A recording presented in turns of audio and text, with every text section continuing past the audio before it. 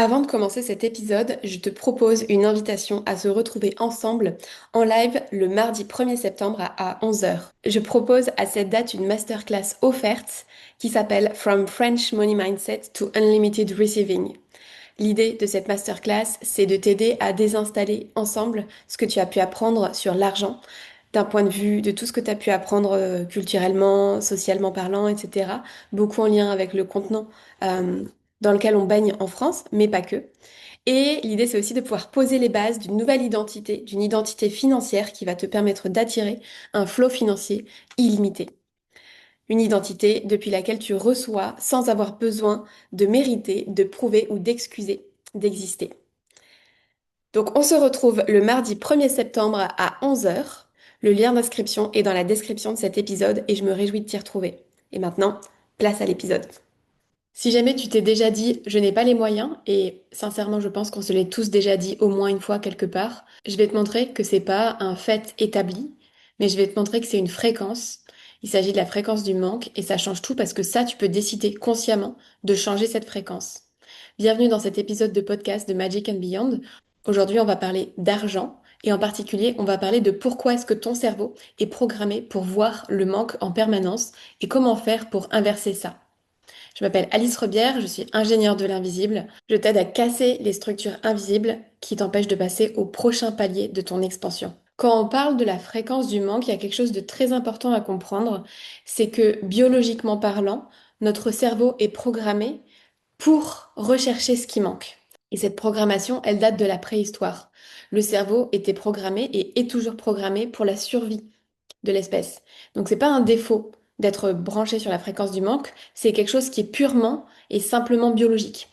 À l'époque, la survie humaine dépendait de trois capacités: la capacité à anticiper, la capacité à désirer et la capacité à agir. Et systématiquement, dès qu'il y avait une situation, une opportunité, type de la nourriture qui était disponible, de l'eau, la possibilité de se reproduire, ça vient créer une forme de libération de dopamine dans le cerveau, donc, ça vient créer de l'excitation et de la motivation à agir. La libération de dopamine, c'est elle qui vient justement nous donner cet effet de on se sent bien, mais on sait très bien que c'est quelque chose qui est temporaire. Et ensuite, il y a une chute de la dopamine qui entraîne de nouveau un sentiment de vide à combler. Et ce mode de fonctionnement, il est hyper important et il est hyper nécessaire pour le côté survie de l'espèce à l'époque. C'est un avantage parce que justement, on va continuer à chercher de survivre. On va continuer à aller chercher de la nourriture, de l'eau, à se reproduire. Et donc, on va réussir à maintenir ce but de survie.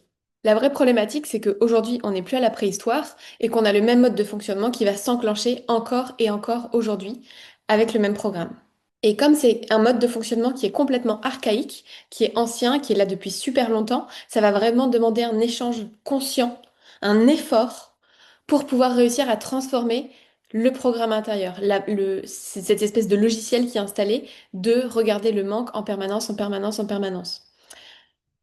Et donc, ça va demander un effort conscient aussi d'arrêter de regarder ce qui manque, de sortir de cette fréquence de la carence. Et je précise un effort parce que c'est pas juste une question de volonté de je veux en sortir, mais c'est vraiment un reroutage, un recablage en quelque sorte du cerveau qui va se faire encore et encore avec l'habitude, avec la répétition. Donc c'est vraiment une question de transformer ses habitudes, transformer ses modes de pensée, transformer ses schémas. On va rentrer plus en détail là-dedans. Le manque et l'abondance, c'est donc deux fréquences différentes sur lesquelles on peut venir choisir de se brancher. On peut choisir de se brancher à la fréquence du manque ou on peut choisir de se brancher à la fréquence de l'abondance. C'est un peu les deux faces d'une même pièce. Donc l'un et l'autre sont là en même temps et d'un autre côté, quand on voit l'un, on ne voit pas l'autre. Il y a une phrase qu'on entend beaucoup ou qu'on se dit beaucoup à soi-même et beaucoup souvent dans le business, et d'ailleurs pas que finalement, ça peut être un peu partout dans la vie, c'est le côté j'ai pas l'argent. J'ai envie qu'on s'arrête vraiment sérieusement là-dessus parce que cette phrase, elle peut vouloir dire des choses complètement différentes. Et je pense que tant qu'on n'a pas fait la différence, on reste bloqué à un niveau d'évolution.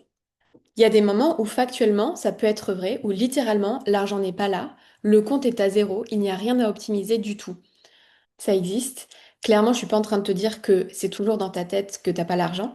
Mais par contre, moi, ce que je trouve intéressant, c'est que je connais plusieurs personnes qui ont été dans des situations similaires à celle-ci, ou bien dans des situations de dette et qui justement ont décidé de mettre un grand coup de pied dans le fond de la piscine pour repartir justement et pour se relancer. Et je trouve que les personnes qui sont dans ces situations, alors il peut y avoir deux types de mentalité, soit tu vas être en mentalité plus de victime, sans connotation péjorative, c'est juste une constatation, et donc du coup tu vas subir ce qui va se passer et l'extérieur, ou bien tu vas être en posture justement de OK, comment est-ce que je peux faire pour transformer ça?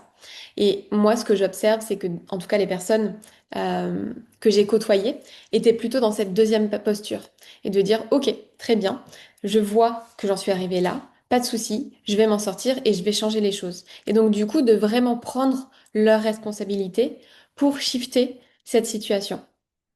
Et donc, dans ce genre de cas, c'est des personnes qui, justement, vont pas avoir de problème à se dire, OK, telle chose, ça va pouvoir m'aider, comment est-ce que je fais pour réussir à trouver l'argent pour faire ce que je veux, pour réussir à m'en sortir.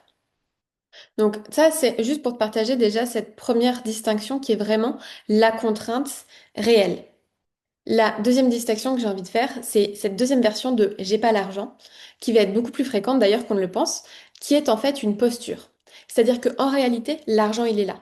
Peut-être qu'il n'est pas sur le compte courant, mais il dort quelque part, dans une épargne, ou bien dans une possibilité de le générer à travers une entreprise, à travers d'autres possibilités, à travers des investissements, à travers des dépenses aussi qui pourraient être réorientées parfois. Et cette phrase, j'ai pas l'argent, ça devient comme une façon de se protéger, une excuse pour se protéger de la décision plutôt que d'un constat de la réalité. Et pour ça, je t'invite à aller écouter l'épisode sur la prise de décision. Parce que pour moi, justement, ça revient à quel point est-ce que tu t'engages dans une posture de leadership envers toi-même, envers ta vision et envers là où tu veux aller. Donc pour faire la différence justement entre cette notion de posture, qui est plus une excuse, et cette notion de fait concret, comment on fait la différence? Il y a une question toute simple à se poser. Si cette opportunité tombait pile poil dans le moment où je me sentais totalement en confiance, en sécurité, alignée, est-ce que je trouverais l'argent? Et si la réponse est oui, alors c'est pas vraiment une histoire d'argent.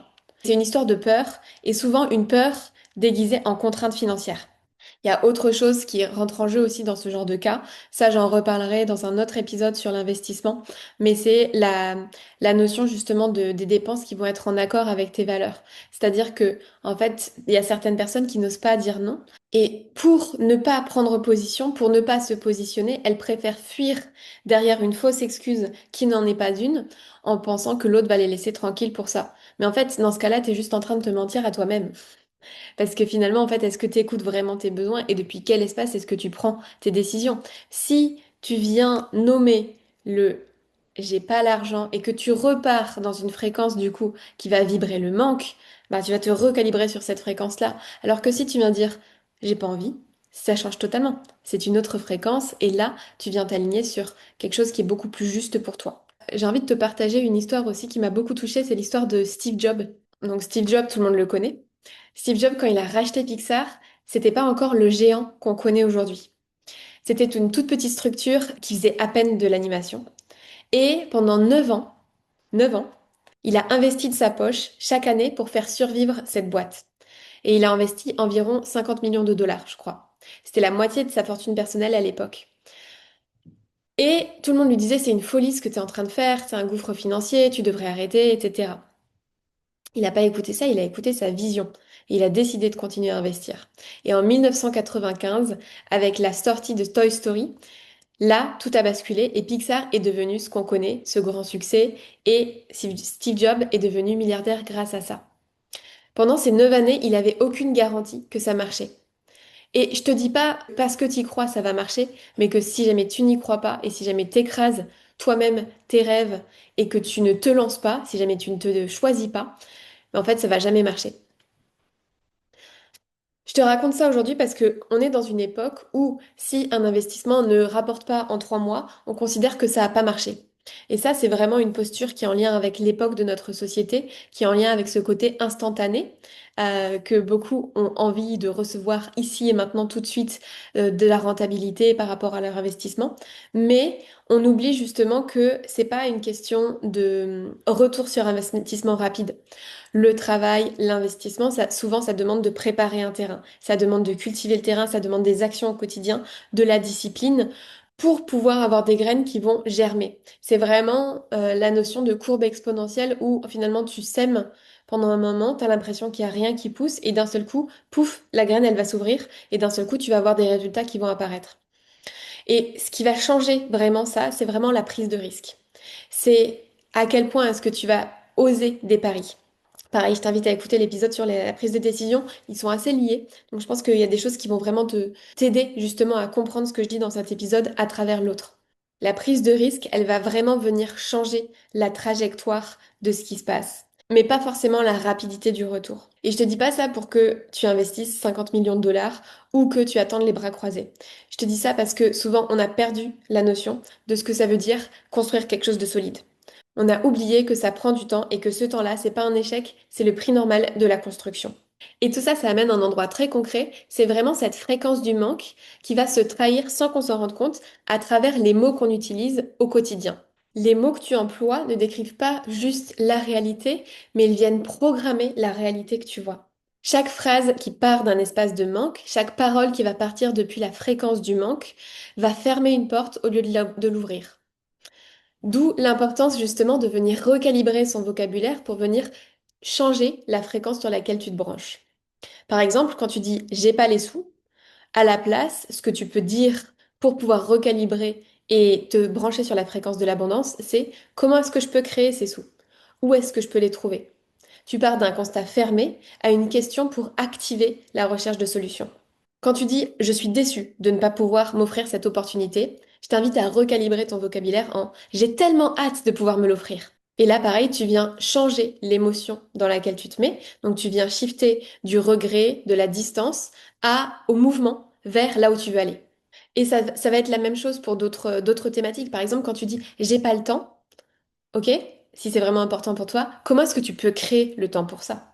Ou bien quand tu dis c'est trop cher, de recalibrer ça en qu'est-ce que ça me coûterait de ne pas le faire? Et souvent, justement, on revient dans cette notion d'instantanéité et de là, je vois le coût que ça me donne tout de suite, mais on oublie le coût à ne pas le faire dans le futur. Et on oublie tout ce que ça va nous apporter dans le futur de choisir cet investissement maintenant. Les questions ouvertes, elles viennent reprogrammer en venant ouvrir une manière de rechercher ce que tu souhaites. L'affirmation fermée, au contraire, elle vient confirmer et fermer la porte. Donc tu vois la différence, rien que dans la posture, entre quelque chose qui va t'enfermer ou quelque chose qui va venir ouvrir sur la suite.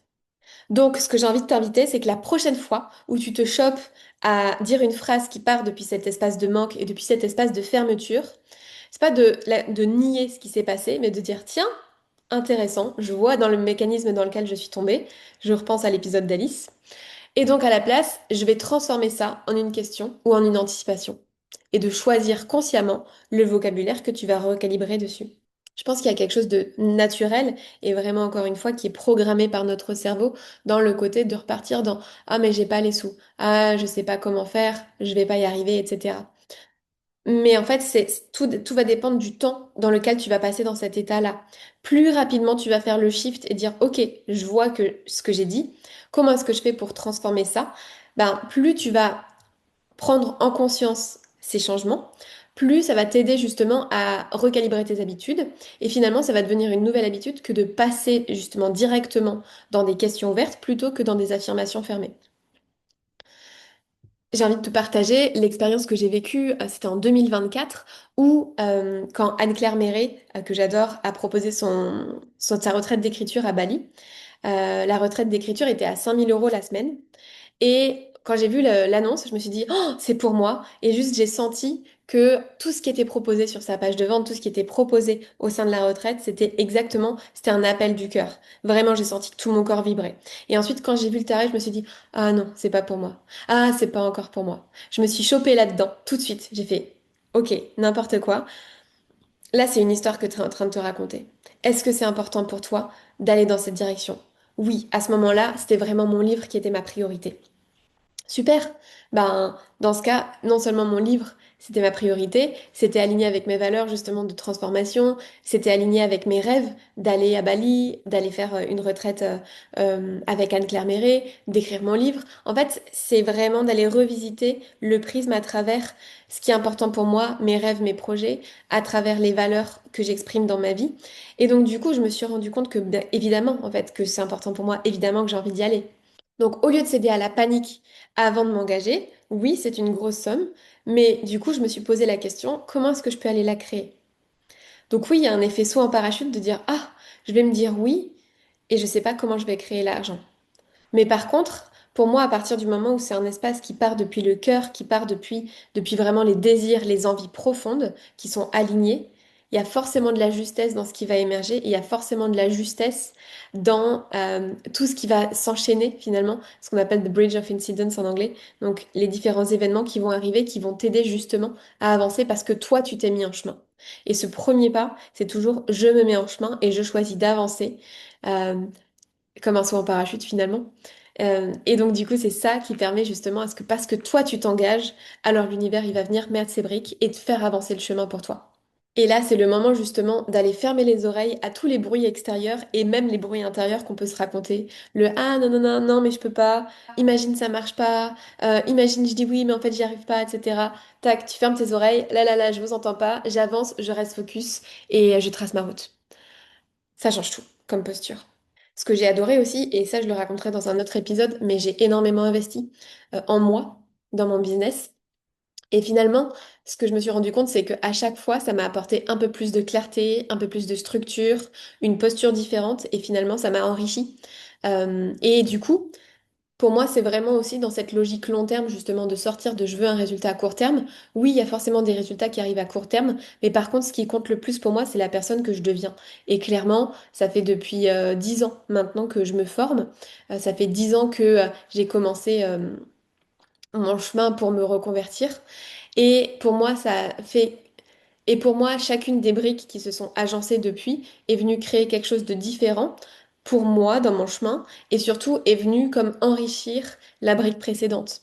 Ce dont je me suis rendu compte aussi, c'est que finalement, chaque investissement suivant devient plus facile à décider. Souvent, c'est le plus gros, le plus difficile, et aussi, ce que j'ai envie de préciser, c'est que finalement, ces choix, je les ai faits depuis je veux investir en moi, mais parce qu'en fait, je crois en moi et que je décide de me mettre en action pour avancer. Donc, c'est-à-dire que je suis jamais restée dans une posture attentiste ou passive. J'ai toujours eu la conscience que finalement, ces accompagnements, ces formations que j'ai pu faire, c'était des choses qui me permettaient de me mettre en mouvement, d'avoir un feedback, d'avoir quelqu'un qui m'aidait à grandir, qui m'aidait à avancer sur mon chemin. Mais par contre, c'est toujours de moi que c'est venu les actions. Et ça, c'est important, c'est vraiment, finalement, quand tu investis en toi, tu es en train de parier sur toi. Donc, à quel point est-ce que, justement, tu viens te confirmer par tes actions que tu prends des actions qui sont alignées par rapport à là où tu vas aller. Ce que j'ai envie de te proposer, c'est de regarder, toi, aujourd'hui, dans là où tu en es, est-ce qu'il y a des domaines où c'est plus facile d'investir? Peut-être, tu vois, le business, est-ce qu'il y en a d'autres où c'est plus compliqué, que ce soit la santé, le couple, etc. Et juste, honnêtement, d'observer où est-ce que tu en es aujourd'hui. Où est-ce que tu mets ton argent et où est-ce que tu as de la facilité à investir ou pas. Tout ça, tout ce que je t'ai partagé, c'est vraiment une manière de reprogrammer une fréquence de te reprogrammer sur la fréquence que tu souhaites. C'est pas un déclic magique, encore une fois, c'est vraiment une pratique répétée. C'est comme un muscle, c'est comme aller à la salle de sport, c'est comme entretenir sa santé un peu tous les jours à travers une bonne alimentation, etc. Finalement, c'est vraiment plus tu vas avoir l'habitude de, de te calibrer sur la fréquence de l'abondance, plus tu vas avoir l'habitude de te choisir, plus ce sera facile pour toi justement d'attirer des situations qui sont différentes et donc du coup de changer complètement la situation dans laquelle tu te trouves actuellement. Donc la première chose vraiment qui est importante à ce que tu gardes et que tu t'avances avec, c'est cette notion de vocabulaire. Encore une fois, de choisir comment est-ce que tu recalibres ton vocabulaire pour le faire partir non pas de la fréquence du manque, mais depuis la fréquence de l'abondance. Deuxième chose hyper importante, l'action avant la confiance. La confiance ne précède pas l'action, mais elle la suit. Choisir de s'engager depuis ce qui est important pour soi, choisir de s'engager, que ce soit financièrement ou moralement, avant de se sentir prête à 100%, mais parce que c'est aligné justement à ses valeurs, etc.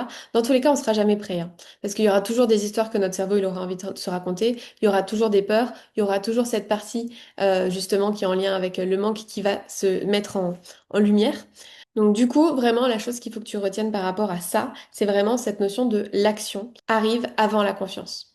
Et plus tu vas t'entraîner à ça, plus ça va t'aider justement à apprendre à dire oui à partir d'un espace d'envie et pas depuis un espace de mental.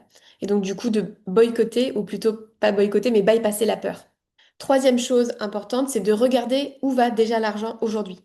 De regarder tes dépenses actuelles aujourd'hui, sans jugement, juste pour voir où est-ce que l'énergie argent tu la diriges aujourd'hui. Où est-ce qu'elle part? Et souvent, tu vas te découvrir qu'il y a de la marge, qu'il va y avoir des dépenses que tu vas pouvoir couper, il y a des choses qui sont plus alignées. Et déjà là, tu vas récupérer de l'argent. Et ensuite, quand tu te retrouves face à une opportunité et que tu te racontes l'histoire, j'ai pas les moyens, je t'invite à te poser trois questions. Est-ce que c'est vraiment vrai?